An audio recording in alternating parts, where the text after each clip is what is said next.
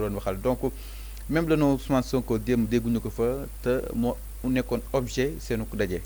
Alors damay commencer d'abord par 30 secondes. ouais, 30 secondes waaw ma commencer d'abord ci fu mu ne Ousmane Sonko n'a pas été acquitté par le fait de viol.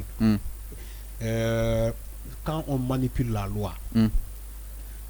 Non ngay waxee parce que gis nañu Ousmane Sonko kenn tëju ko ci des faits de viol et de menace de mort Sëñ Fallou dafa ne dafa requalifier les faits ñu daanee ko ci délit alors que na les crimes la nga ne nga gëmloo Sénégal nga bëgg a gëmloo Sénégalais en tant que professeur de droit ne Sénégalais ba léegi Ousmane Sonko acquitté wuñu ko ci l'affaire de viol et de kii kon yow tëju ko ci l'affaire de viol bu ko tëj ci un délit il faut war nga ko tëj ci crime. Sénégalais yi dañoo jàng droit comme ñoom on a tous étudié la loi. Maintenant si tu dis que nul n'est au-dessus de la loi alors que il y a comment dirais-je des gens au-dessus de la loi il y a problème mënoo exposer doom lakk doom. mënul am la loi sénégalaise votée à l'Assemblée nationale. C'est pour être pratiqué ou bien à l'encontre de tous les Sénégalais. Okay. C'est-à-dire que dans quoi comment adresse yóbbu ko jëmale ko ci Sénégalais yëpp. En toute équité. Nekkul ñii bu ñu tooñee loi dal seen kaw ñii bu ñu tooñee loi du leen inquiéter. Non okay. Non c'est clair. Il faut loi boobu il faut nga yóbbu ko ci ñëpp ku tooñ même bu faree ci yow da ngay jël loi bi imposer ko teg ko ci kawam ne ko lii moo ñu régir. lii moo tax c'est ça le vouloir de vivre en commun. Chaque jour il répète le mot hier. L'express mu daal di exactement maintenant le vouloir may ma daaneel foofu le vouloir de dire en commun encore une fois ne dit pas que loi nit bu defee infraction bu faree ci yow mooy maanaam doo ko yóbbu fenn. affaire bi du dem fenn mais maintenant bu farulee ci yow bu faree ci beneen camp bi ñu jël loi bi de manière express. Même si ils ont refusé le mot hier de façon express ñu yóbbu nit ki tëj ko ñaata jeune lañ tëj léegi. C'est clair. damay ñëw léegi ci l'offensive du gouvernement en 10 secondes. Quand le gouvernement lance une offensive c'est pas à l'encontre de Ousmane Sonko en fait ma compréhension c'est l'ONU gis nañu fii lu ñuy naan l'ONU mënul leen dara. Mais il faut mesurer les faits. Ak CPI aujourd'hui tu gouvernes. Tu vas pas gouverner éternellement. suba da ngay wàcc. mais foofu la ñuy waxee. di nga waxaat journaux yaa ngi ñëw. léegi boo wàccee. journaux yaa ngi ñëw.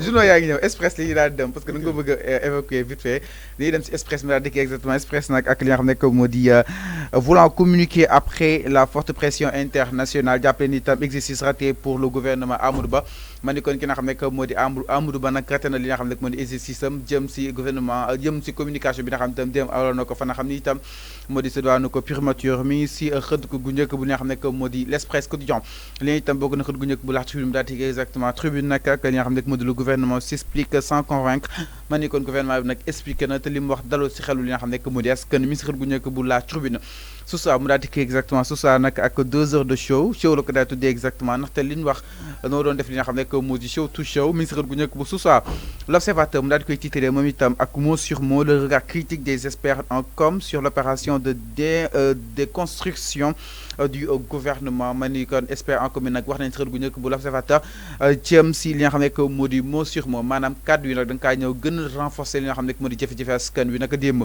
le témoin mu daal di ko exactement ak émeute du début du mois le général Amadou Ba sonne la riposte ma ni kon Amadou Ba nag mooy général ba moo ko daal di jiita ma ngay daal di woote li nga xam ne que moo di riposte le quotidien mu daal di ko exactement journal Madiambal Diagne gi ak li nga xam ne que moo di gestion des manifestations de juin l'État droit dans ses bottes le premier ministre toutes les personnes impliquées dans les violences répondront à leurs actes premier ministre mu daal di jàpp ni képp ki nga xam ne itam laal na si yooyu da li nga xam ne que moo di violence nag dina daal di dem yu yoon ak wàllu yoonal waaye Ismaïla Madior Fall mu daal di jàpp ni ki nga xam ne que moo di Sonko doit sa liberté au juge bi mooy daal di xool ma xam day daal di tëjlu Ousmane Sonko loolu comme du ko daal di tëjlu ministre gu nekk bu la quotidien les échos mu daal di exactement les échos nag ak li nga xam ne que moo di le gouvernement monte au front et démonte Sonko ma ni kon gouvernement bi nag doon daal di mer waaye itam ña ngay daal di li nga xam ne que moo di démonter Sonko benn par benn le stade mu daal di exactement Sadio retrouve les crampons justement ce samedi ma ni kon ki nga xam ne que moo di Sadio nag dina daal di ñëwaat ci terrain bi ni ki samedi bi record mu daal di exactement ak Formose et Jacobs en pôle benn Sénégal ne ko mën a xaar ëllëg incha allah donc peut-être benn Sénégal match boobu c'est 30 secondes avant lañ leen si war a mën a jàpp. Ouais, mais à 19h au Bénin, à Cotonou. Donc, Lyon était le départ matinal. Okay. C'est ça l'information de taille dans la tanière. Et aussi, tout le groupe était complet, sauf l'absence, comme Iliman Ndiaye. Iliman Ndiaye, il va, mom Deydem Dabi, Lyon, il fallait à Cotonou, Bénin. Mom, qu'est-ce que manqué à l'appel? Mais tout le monde était là, même si amna ñu melni comment dire Fodé Ballo-Touré ak comment dire Pape Matar Sarr ñom ñoo jot a gaañu ñom ils sont forfaits pour les 2 matchs mais ñu melni ay ñom Sadio Mané et Idrissa Gana Gueye ak ñëlé ñëpp tout le groupe est au complet. Donc Aliou Cissé tamit lu ñu am comme diagnostic ci les 11 de départ dafa né il se peut que mu may chance à de nouvelles têtes, c'est-à-dire que ay boy yo xamanteni ñom duñuy faral du jeu titulaire comme Sénégal qualifié na ba paré ci compétition bobu les éliminatoires Sénégal mo nek en tête avec 12 points suivi de Bénin bobu Bénin bobu ñu joué Bénin moy deuxième place mota wa béninois ñom bobu légui c'est une fois information de taille manam que Bénin ils sont en train de préparer ce match avec des fermes xamal lu tax ñu wako parce que on a des confrères qui sont à Cotonou ñu ñi xamal ni que il y a une forte mobilisation de la population béninoise. Ils attendent les Lions de la Teranga parce que c'est pas n'importe quelle équipe qui va jouer, mais vous faites que même avec l'adversaire de taille, le Sénégal, ils vont faire tout pour gagner ce match, pour se qualifier à l'édition à venir de la CAN. Moi, que le Sénégal, il peut battre le Sénégal parce que déjà, il y a déjà une bataille de médiatique qui est en train de dire les confrères de comment dire béninois ñi taxaw di naan Sénégal moy kan c'est ba ken mënu ko door ñom dañoo japp ni Sénégal bobu actuellement les leaders et nous sommes les champions d'Afrique quand même les champions d'Afrique mais dafa les leaders de cette équipe là ils sont en baisse de forme c'est clair notamment allusion Koulibaly dans leur club respectif motam mu japp ni les béninois les guépards peuvent battre les Lions de la Teranga. Ok, merci beaucoup Afan. On va voir dans le terrain. Donc Franck Faté di si li nga xam ne que moo di Midi Foot ëllëg inchallah. Chers téléspectateurs li ma nekkoon sur émission le talk matinal. Merci beaucoup de l'avoir suivi. On se retrouve lundi inchallah. C'était le dernier numéro de la semaine. D'accord, on se retrouve lundi inchallah et aussi de la remercier de la jaajëfal Sëñ Fallou. De remercier aussi le public, nos téléspectateurs, aussi la régie et toute l'équipe de Sénégal 5 Diarama. Merci beaucoup. Alors Diarama, ça a été un plaisir de vous accompagner tout au long de cette semaine. Et voilà, mesdames et messieurs, le dernier numéro de la semaine. Merci beaucoup de l'avoir suivi. L'équipe technique, bien sûr, Japon. Oui, l'un top sur programme, chers téléspectateurs. Bon week-end à toutes et à tous et adieu Moubarak.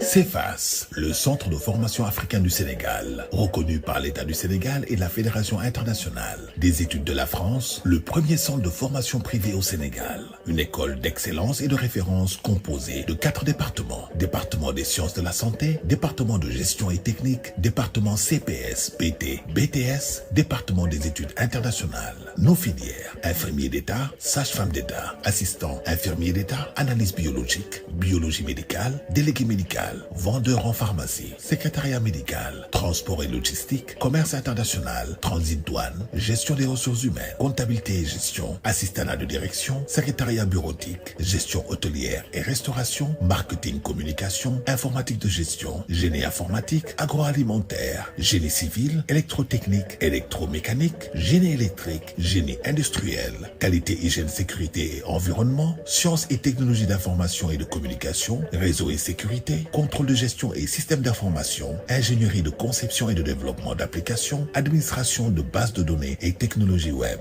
Nous proposons aussi d'autres diplômes sur la base d'une convention de partenariat qui nous lie avec les grandes écoles marocaines et la Fédération internationale des études. Nos diplômes, certificats professionnels de spécialisation, technicien, technicien supérieur, BT, BTS, licence, master, doctorat. Nous garantissons à 100% un stage à tous nos étudiants car nous sommes en partenariat avec des grandes entreprises, les plus grands hôpitaux et districts sanitaires du Sénégal. Nos formations se font en 3 étapes, la théorie, la pratique et le stage, garantis à 100% à tous nos étudiants. Nous avons l'une des meilleures salles de TP au Sénégal. Nous avons aussi une bibliothèque numérique, des salles de TP pour chaque département, des projets, un étudiant, un ordinateur, un étudiant, un permis de conduire. La connexion Wi-Fi est gratuite. Nous sommes la première école qui a son propre centre d'application, situation hôpital et poste de santé au Sénégal. Nous sommes à Dakar.